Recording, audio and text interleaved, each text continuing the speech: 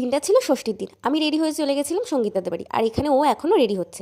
তারপরে আমরা বেরিয়ে পড়লাম বনগাঁর উদ্দেশ্যে, কারণ আর গোবরডাঙ্গা না গাইস, এবার বনগাঁয় ঠাকুর দেখবো।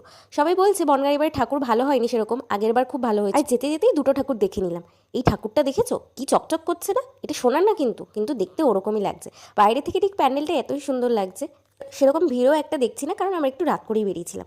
আর এই প্যান্ডেলটা দেখো, কিছু কিছু প্যান্ডেল খুবই সুন্দর করেছে বনগাঁয়। যেমন এই প্যান্ডেলটা এত সুন্দর সুন্দর ফটো উঠেছে আমাদের, কি বলবো আর। ওখানে কিছু ফটো তুলে তারপরে এখানে মোমোর একটা স্টল বসেছে রাস্তায়, সেখানে দাঁড়িয়ে পড়লাম। তারপরে 1 প্লেট মোমো নিয়ে নিলাম। মোমোটা সত্যি খুব সুন্দর খেতে ছিল, কিন্তু গাইস স্যুপটা এত বিচ্ছিরি খেতে, মানে আমার বলতে গিয়েও তুতলে যাচ্ছে। তারপর রাস্তায় যেতে একটা ঠাকুর দেখে নেওয়ার পর একটা ভূতের প্যান্ডেল পড়লো। এবার ভূত একটা জিনিস মেয়েদের কাছে ভয় লাগলেও সেটা দেখতেই হবে, তো আমরা বললাম চল যাওয়া যাক।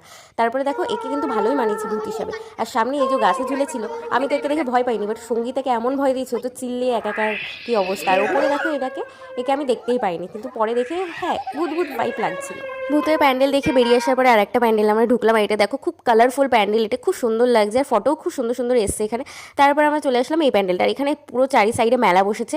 এটা একটা তিরুপতি মন্দিরের মতো ভাইব দিচ্ছে প্যান্ডেলটা। অ্যাকচুয়ালি আমি নাম জানি না কোনো, মানে কোন কোন জায়গায় মানে প্যান্ডেলগুলো হয়েছে আমি নাম জানি না, কারণ আমি বনগাঁয় আগে 2বার ঠাকুর দেখতে গেছি, বাট প্রপার নাম জানি না আমি জায়গাটা। আর এখানে ইন্ডিয়ার ম্যাচ চলছিল, ইন্ডিয়া জিতে গেছে, মানে খুব আনএক্সপেক্টেডভাবেই জিতেছে, কারণ আমরা প্যান্ডেল দেখতে দেখতে স্কোরটা দেখছিলাম, আর স্কোরটা একদম ডাউন ছিল। আমরা ভাবতেই পারিনি যে জিতবে। আর এখানে ন্যাশনাল অ্যান্থেম চালানো হয়েছে, মানে এটা সত্যি খুব একটা গর্বের ব্যাপার। তারপর ওখান থেকে আমরা বেরিয়ে আসলাম এই প্যান্ডেলটা দেখতে। এটা দেখো দূর থেকে পুরো মন্দির মন্দির লাগছে দেখতে।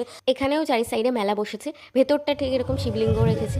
তারপর মায়ের মূর্তিটা দেখো কতটা সুন্দর। তারপর ওখান থেকে আমরা চলে আসলাম একদম বনগাঁ স্টেশনের ধারে। এই প্যান্ডেলটা করেছে, এটা আমাদের লাস্ট প্যান্ডেল বলা চলে বনগাঁয়। দেন ওখান থেকে আমরা ঠাকুরনগরের রেলগেটে এই প্যান্ডেলটাও দেখে নিলাম। এই প্যান্ডেলটাও খুব সুন্দর করেছে। এত ঘুরে তো খিদেও ভীষণ পেয়েছে, বাড়ি ফেরার পথে বিরিয়ানি নিয়ে নিলাম। আজকের ব্লগটা একটুখানি